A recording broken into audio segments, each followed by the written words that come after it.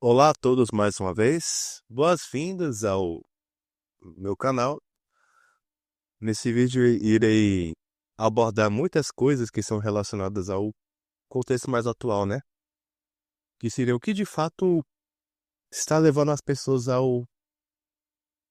a, a falta de conhecimento, né? A desvalorização do intelectualismo, né? A desmocratização do conhecimento, sobre quais são os efeitos, né? O porquê que disso ser tão vangloriado, né? Que seria a valorização da ignorância, né? Primeiramente, eu queria abordar com vocês sobre o queria que vocês discutissem nos comentários o que seria de fato o conhecimento, né? E o porquê que o intelectualismo foi tão desvalorizado. E depois queria que vocês escrevessem nos comentários sobre o que vocês passam na escola de vocês, na escola, não só nas escolas, mas também nas faculdades, nos cursos, como alguns ensinos foram desvalorizados e vocês me expliquem, como é que essa desvalorização tem, de fato, ocorrido nas salas, né? Onde as pessoas, de fato, não teriam um grande interesse, né? Na, no conhecimento, né? Isso porque isso é uma perspectiva muito sociológica e psicológica e histórica, né? É um contexto muito cultural, né? Vamos explorar profundamente, né? As possíveis causas desses comportamentos, né? Aí temos aquela questão da ascensão do anti-intelectualismo, né? Hoje não é um fenômeno muito novo, né?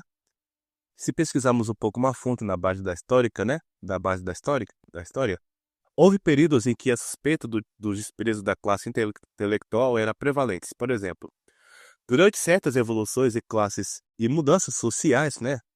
Intelectuais foram vistas como elitistas ou desconectadas da realidade do povo comum.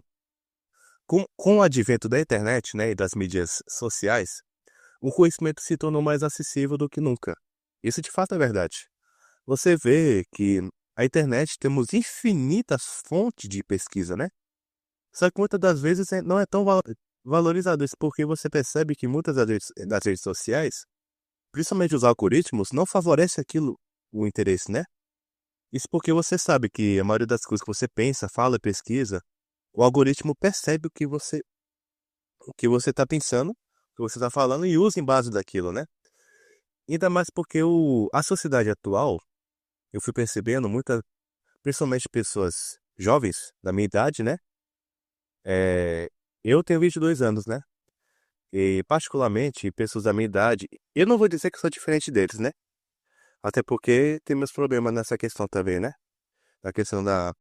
Isso porque se vocês observarem bem, muitos dos jovens não têm paciência. Eles querem uma coisa breve, uma coisa rápida. Por isso que a maioria, eles não têm uma certa paciência como posso dizer, ficar 40 minutos ouvindo sobre o que seria a Revolução Industrial, o que seria, por exemplo, a equação de segundo grau, a raiz quadrada, e entre outros, né? Que foi Aristóteles, que foi Platão. Isso porque muitas das pessoas na cabeça deles, eles encaram como por que que eu vou adquirir esse conhecimento se eu não vou levar para a vida, né? Isso é uma coisa, isso é uma coisa que é muito questionada pelo fato de que eles não valorizam o conhecimento. Isso porque no Brasil, se você investigar, muitas pessoas valorizam mais a saúde e o dinheiro, né? A saúde e o dinheiro, né? E se você pesquisar, se você perguntar para algumas pessoas, por exemplo, qual é a capital do Rio de Janeiro? Tem pessoas que não vão saber a resposta. Isso porque não pesquisam, não estudam profundamente. E estão lá para quê? Para comer de graça e merendar e ficar lá porque os pais obrigam, né? E a escola se torna como se fosse uma grande prisão, né? Para algumas pessoas que não têm esse interesse, né? Isso de fato, se você é notável também que tem muitos talentos nessas escolas, mas não há certa valorização pelo fato do quê? Primeiramente, que os professores são, como posso dizer, como se fossem sofistas, né? Só ensinam aquilo que é proposto no plano se tem uma ideia original, né? É, e chegamos na parte da internet, né? Essa, essa democratização pode levar à desvalorização de conhecimento especializado. Quando todos têm uma plataforma para expressar opiniões e decisões sobre as informações baseadas em evidências e opinião pessoal pode levar a se tornar nebulosa, né? Isso porque, de fato, se você perceber, muitos assuntos e debates que você encontra nos comentários, ninguém quer admitir que está errado. Ninguém quer ter um debate mais sólido. E todo mundo acha que está certo, porque pesquisou o básico e ninguém sabe em que de fato está falando. Tem muita gente falando, você é um fascista. A pessoa não sabe o que seria o fascismo, né?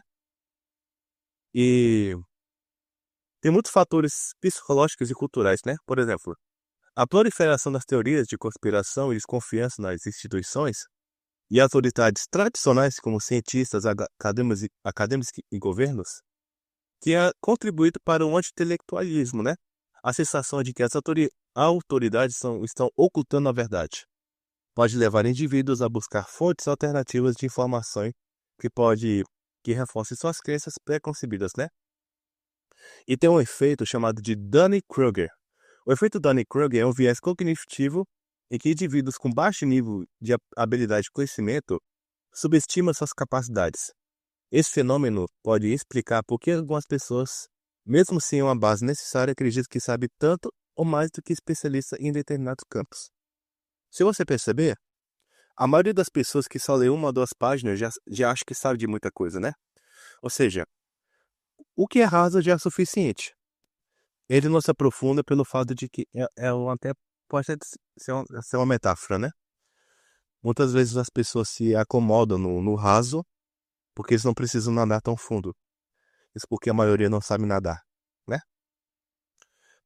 Isso, a plataforma das mídias sociais utilizam algoritmos que promovem conteúdos dos quais os usuários concordam. Aquilo que eu expliquei anteriormente, né? Que reforça suas crenças criando bolhas de filtragem, né? Isso pode levar à polarização e reforço do anti-intelectualismo, né? Pois as pessoas são expostas repetidamente a informações que confirmam seus preceitos, né? Uma das coisas que mais fazem um jovem atuar perder tempo é que é o seguinte, é, muitos influenciadores atualmente não têm não influenciam influenciadores que não influenciam coisas boas. Pois grande parte dos influenciadores usam o quê? Vende produtos que fazem mal à saúde. Eu não quero citar nomes, né? Porque como o canal é pequeno, não quero é, passar por maus bocados, né? Mas tem muitos que ficam vangloriando o crime, vangloriando a falta de conhecimento, dizendo, a favela venceu, pra que eu vou estudar, não sei o que eu posso viver de aposta, isso e aquilo, ou seja, a influência da internet, ou seja, a internet com as redes sociais como se fosse uma isca. Nós somos peixes que somos seduzidos fáceis por uma isca. Porque, de fato, nós buscamos prazer, né? Porque até agora nós seremos saciados. Não seremos saciados em nenhum momento, né?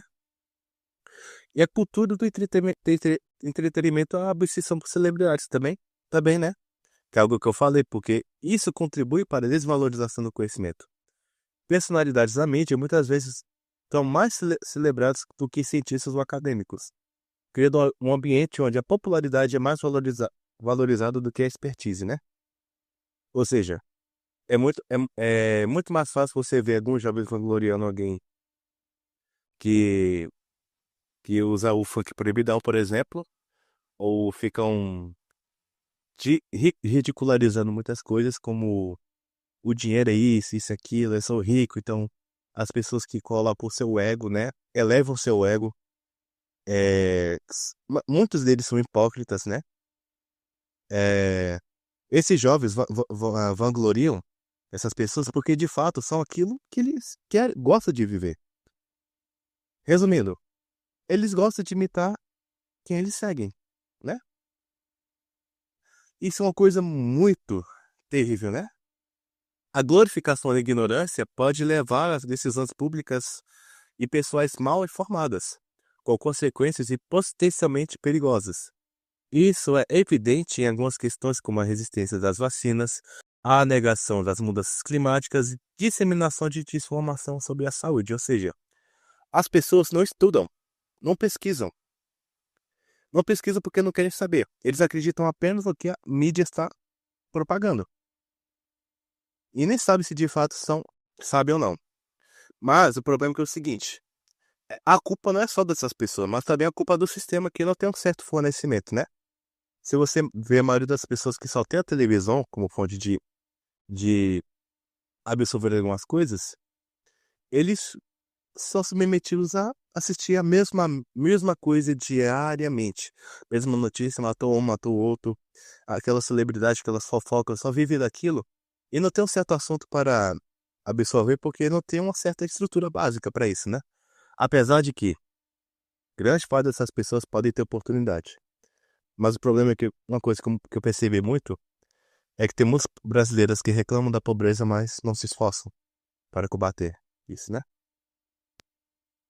É, a desvalorização do conhecimento pode exacerbar a desigualdade educacional, onde aqueles com acesso ilimitado à educação de qualidade são ainda mais marginalizados, enquanto a sociedade em geral se torna menos preparada para enfrentar desafios complexos.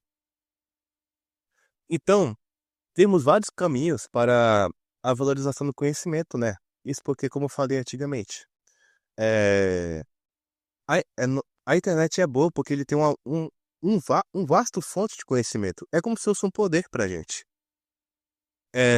Promover uma educação crítica que ensina habilidades de pensamento críticos e a capacidade de avaliar a validade das informações é crucial. A educação deve ir além da memorização de fatos e incentivar o questionamento e compreensão profunda. Ou seja, tem muitas escolas que adotam como que os professores sabem como se fosse uma coisa absoluta. Se abre um espaço para uma discussão mais sólida. Isso é uma coisa muito terrível, porque muitos dos alunos encaram certas informações como se fosse verdade, sim, com uma base de questionamento. Isso, se alguns questionarem, o professor vai falar: não, eu estou certo, eu sou professor, você é o aluno, você tem que ficar quieto.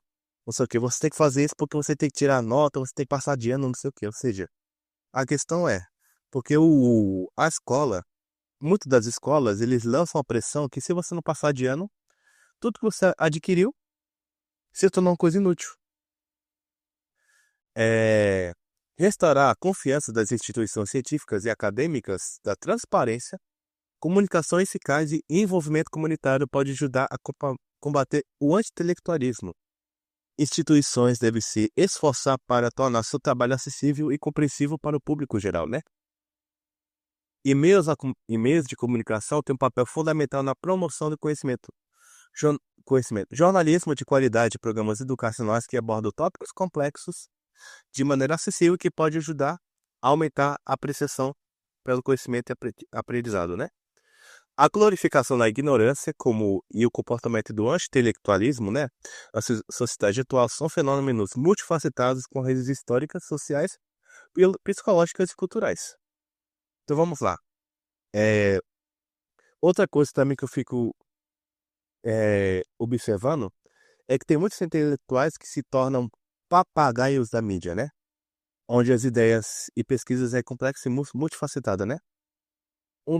Por exemplo, né? Que seria a publicação e os prestígios, né? Um ambiente acadêmico atual valoriza altamente a publicação de periódicos e de prestígio, né? Isso pode levar os pesquisadores a perseguirem temas populares de alto impacto, muitas vezes direcionando pelos interesses da mídia e das agências de financiamento, para garantir que suas pesquisas sejam publicadas. A busca por financiamento pode influenciar a direção de pesquisas, projetos que alinham-se com tendências midiáticas e questões de alto perfil, né? São mais propensos a receberem fundos, o que pode levar os intelectuais a focar em tópicos que garantam apoio financeiro. Eu percebo que a maioria dos intelectuais brasileiros, né, como reforcei anteriormente, muitos deles não têm uma base profunda. Eles só repete aquilo que a mídia fala, ou seja, eles pegam básica não de artigos acadêmicos, mas sim de publicação de jornais. Resumindo, Muitas pessoas sabem quem foi Aristóteles, quem foi Platão, quem foi Sócrates, quem foi Santo Tomás de Aquino, Santo Agostinho. Mas dos exemplos, quem sabe quem foi Soren Kierkegaard, né? Que foi o fundador da filosofia existencialista. Quem sabe que foi Mário Ferreira dos Santos, né? Quem sabe, por exemplo, que foi outro exemplo também de uma grande filósofa francesa, que foi a Simone Weil, né? Onde suas obras foram temas como ética, política e religião. Ela é conhecida por suas reflexões profundas sobre a condição humana e a justiça, mas sua obra não recebeu a mesma atenção que a de outros filósofos contemporâneos. Você percebe que tem muitos que têm grandes ideias, mas não são plenamente explorados? Isso é uma coisa muito triste, porque tem pessoas que têm grandes ideias, mas não são valorizadas. Ah, em um mundo cada vez mais conectado, a visibilidade da mídia pode ser um fator importante para a carreira de um intelectual. Participar de debates midiáticos e abordar tópicos populares pode aumentar a relevância e o alcance de um acadêmico, mesmo que isso signifique sacrificar a originalidade. As redes sociais incentivam a produção de conteúdos rápidos e frequentes sensacionalistas que podem atrair mais atenção do que pesquisas profundas e complexas. A pressão para gerar engajamento pode levar os intelectuais a produzirem conteúdos que são compartilháveis e consumíveis. Eu percebo que a maioria dos intelectuais, principalmente brasileiros, sempre aborda o mesmo tema. Por quê? Porque todo mundo está comentando. Ou seja, um dos assuntos que está em moda hoje em dia, a cultura woke, né? Outro assunto também, a cultura onde fala sobre gênero, sobre outras coisas, né? Sobre o aborto. Ou seja, eles querem abordar como maioria, abordar como se fossem ideias que eles sabem, mas não tem uma certa originalidade para isso, né? Grandes intelectuais também pode sentir uma grande pressão a conformar-se às normas estabelecidas dentro das suas disciplinas, ou pela sociedade em geral. O medo de represálias, críticas ou exclusão pode levar a uma autocensura e a adesão de perspectivas amplamente aceitas. As instituições acadêmicas também e de pesquisa podem promover certas agendas ou tópicos, ou seja, que pode limitar a liberdade dos intelectuais de explorar ideias originais que divergem das correntes predominantes. Aí tem aquela questão de especialização e generalismo, né? Com a crescente especialização em campos acadêmicos, pode haver menos espaço para generalistas que abordam questões amplas e originais. A especialização extrema pode limitar a capacidade dos intelectuais de cruzar fronteiras disciplinares e explorar novas ideias. A ênfase na aplicação imediata, a prática do conhecimento pode desvalorizar a pesquisa fundamental e teórica, que tende a ser mais original, mas menos imediatamente aplicável. Os intelectuais muitas das vezes atuam como mediadores do conhecimento, traduzindo conceitos complexos para o público em geral. Isso pode levar a uma simplificação e à repetição das ideias que já em circulação, em vez de promover novas perspectivas. Alguns intelectuais sentem a responsabilidade de abordar questões sociais urgentes, mesmo que isso signifique trabalhar dentro das narrativas predominantes, para alcançar um público mais amplo e influenciar uma mudança social.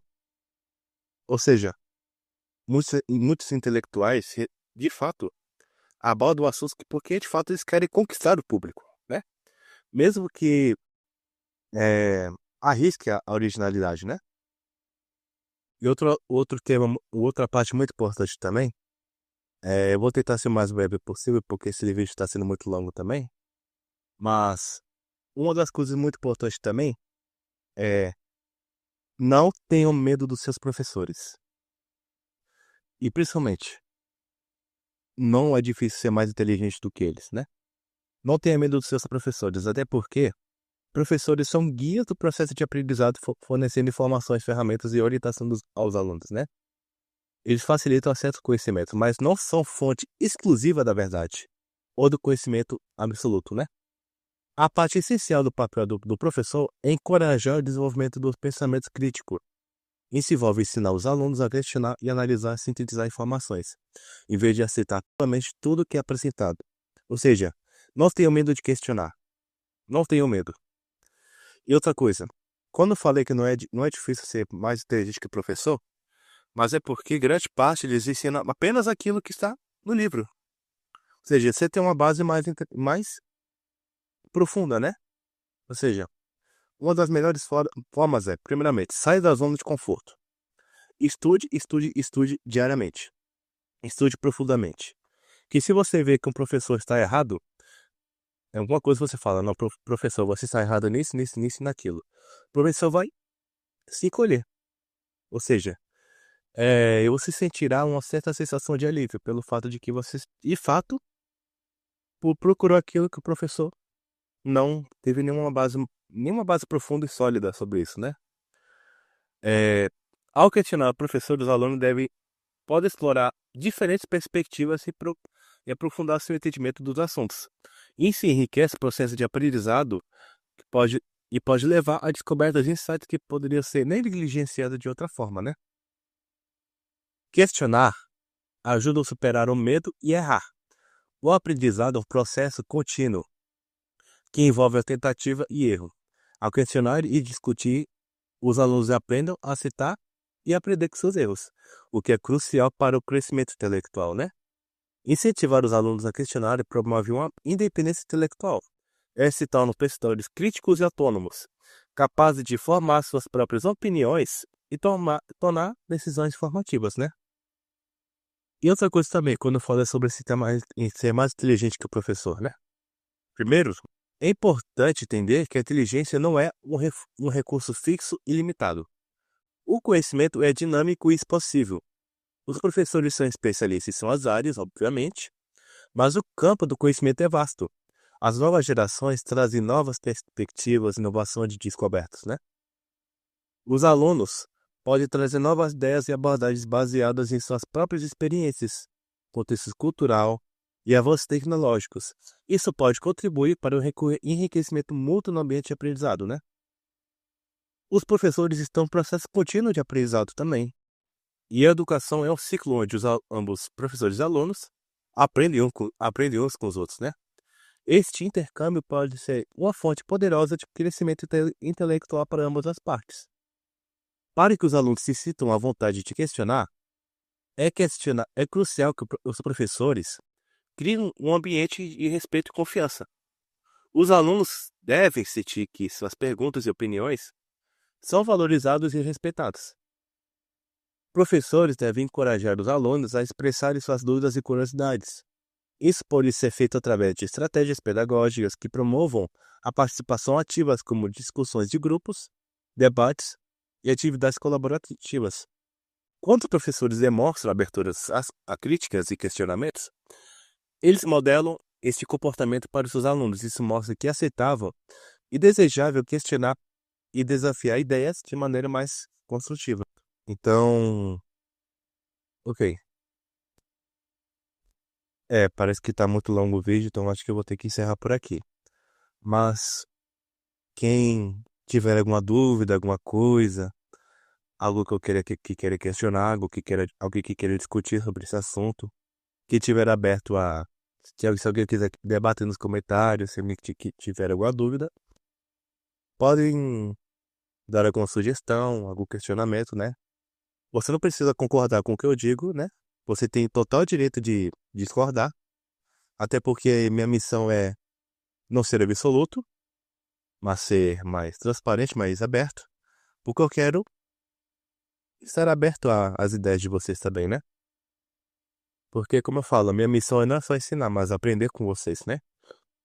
Então, que Deus abençoe a todos vocês, que, que vocês sejam iluminados a cada dia, que vocês tenham